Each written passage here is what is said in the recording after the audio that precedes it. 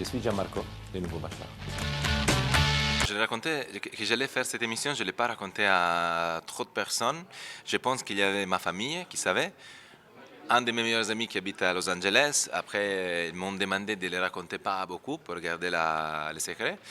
Et donc oui, les gens qui le savaient, c'était trois, on peut les compter sur une main. Et ils ont rigolé tout de suite. Ils ont dit, mais non, mais qu'est-ce que tu fais, Marco? On va rigoler ça pour des années et des années. Et après, je me suis dit, mais pourquoi pas? Et même eux, ils m'ont soutenu à la fin.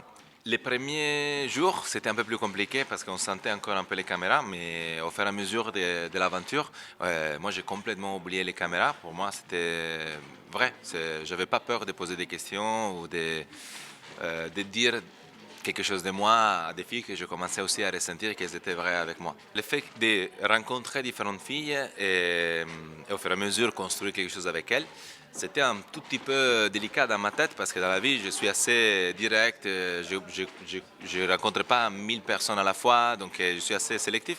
Et je construis quelque chose avec une fille, après je sors avec l'autre, on a parlé de ça avec les filles aussi, c'est les concepts, donc on a tous accepté en fait les règles du jeu.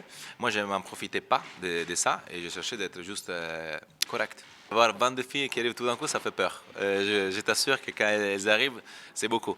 Et après ça passe, et après tu rencontres, et à fur et à mesure, tu connais les gens, donc tu te sens plus à l'aise. Mais tout de suite, tout le monde dit, c'est le rêve de chaque mec. Je sais pas, je sais pas. Il faut se retrouver dans les 22 qui arrivent tout d'un coup.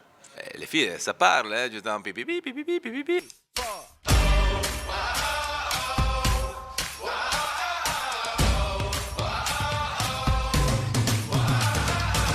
Non, le prénom, oui, c'était la chose plus difficile. Je me sentais complètement débile.